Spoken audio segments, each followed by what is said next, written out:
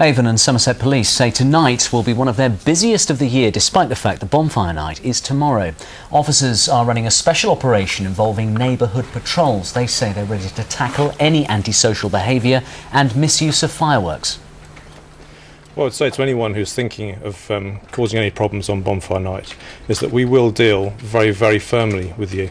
We will identify you, we will prosecute you, we will put you before the court. And you need to think about that and think about the consequences of your actions. The vast majority of people that live in South Bristol do not want to have their evening disrupted with antisocial behaviour and criminal conduct. And we respect that, and we will do everything we can to ensure the night passes off peacefully.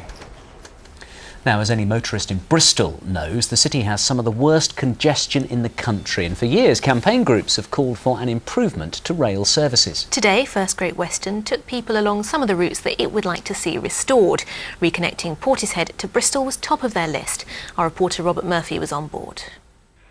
Look at this rail junction. The right turn takes freight trains to Portbury. The left one has been disused since the 1960s. But if restored, it would link Bristol to Portishead, and the daily queues to leave that town could at last be reduced. Around 2,300 cars leave in a 2-hour period in the morning down one road, so it's just awful at times. What difference would a train line for passengers make?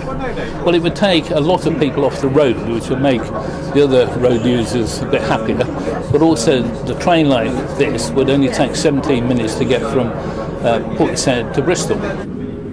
The rail network that serves Bristol City and its suburbs is limited. That's what today's conference was all about, how and where to improve it.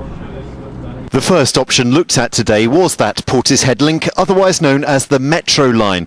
They're also considering increasing the frequency of trains from Temple Meads to Severn Beach every half hour, not 40 minutes. A link from the Severn Beach line via Henbury is also possible. It would serve the Filton area, and a so-called turnback in Yate would mean there could be trains there every half hour instead of every hour. Rail users today had mixed ideas for improvement. I like the idea of the suburban train lines, but they only go to quite a limited number of places for actually how big Bristol is. How important is the Severn Beach line?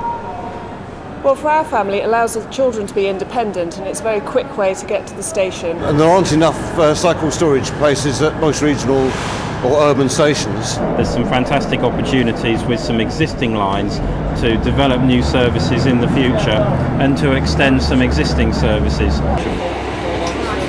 Experts say that despite the recession, this is a good time to expand this network. There's the electrification of the Great Western Main Line and the opportunities that presents. There's the new Greater Western franchise, which will be coming in 2013, and the opportunity to seek for enhancements as part of that new franchise. Not all of these projects will be approved. They can't afford it. Today was about getting you and I thinking about what we want from our rail service. Robert Murphy in Bristol for the West Country Tonight.